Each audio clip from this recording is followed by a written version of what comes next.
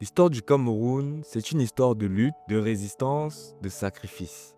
Une histoire marquée par des figures comme Ruben Umnyobe, Félix Moumié, Ernest Ouandié. Des noms gravés dans la mémoire collective comme des héros ayant combattu pour l'indépendance du pays. Mais apparemment, pour certains, ces figures ne seraient pas des héros, mais des bandits. Entre 60 et 71, quand on arrête Ernest Ouandié, qui est un bandit, un grand bandit. Comment ça? Il ne faisait pas de la politique. Le terme... Oui, vous avez bien entendu. En 2025, un homme politique camerounais, Abel Elimbi Lobé, a osé qualifier Ernest Ouandié, martyr de la lutte indépendantiste, de bandit. Mais comment en arrive-t-on à de telles déclarations? Pourquoi salir la mémoire de ceux qui ont donné leur vie pour l'indépendance du Cameroun?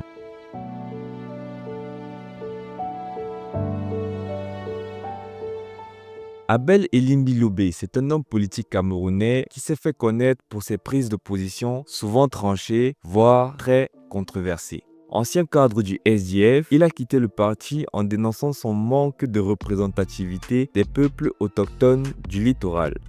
Depuis, il s'est fait le chantre d'un discours mettant en avant les intérêts des peuples originaires de cette région. Jusque-là, rien de forcément problématique. Sauf que chez lui, cette revendication frôle parfois le tribalisme. C'est-à-dire que vous avez des gens organisés pour que leur groupe ethnique contrôle ces corporations-là. Les gens se mobilisent pour qu'un autre Bamileke font quoi? Prenne encore le contrôle de l'ordre. Ce n'est pas sain d'esprit.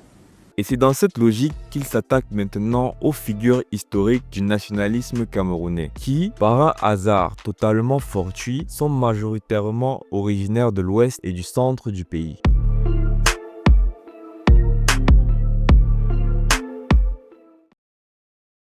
Avant de répondre à M. Lobé, revenons aux faits. Ernest Ouandié, c'était qui? C'était l'un des leaders de l'Union des populations du Cameroun, ce mouvement politique qui a mené la lutte pour l'indépendance du pays. Un véritable résistant qui s'est battu contre la colonisation française et ses marionnettes locales. Mais l'UPC a été diabolisé, traqué, réprimé par les colons et leurs alliés locaux. Les nationalistes ont dû prendre le maquis pour continuer leur lutte. C'est dans ce contexte qu'Ernest Ouandié a mené une guerre de libération. Une guerre qui s'est soldée par son arrestation et son exécution publique en 1971, dans une mise en scène sinistre orchestrée par le régime Ahidjo. On parle donc d'un homme qui s'est sacrifié pour son pays, un martyr de la liberté. Et aujourd'hui, M. Lobé nous explique que cet homme était un bandit. Ces déclarations ne sont pas juste une opinion maladroite, elles sont dangereuses. D'abord, parce qu'elles réécrivent l'histoire. Elles minimisent le combat des nationalistes et les font passer pour de simples criminels. Et ça, c'est exactement la propagande que les colons et leurs alliés ont utilisée pour justifier leur répression. Ensuite, elles divisent. Le Cameroun est un pays multi-ethnique. Et si on commence à réinterpréter l'histoire sous un prisme tribal, on court droit vers la fracture nationale.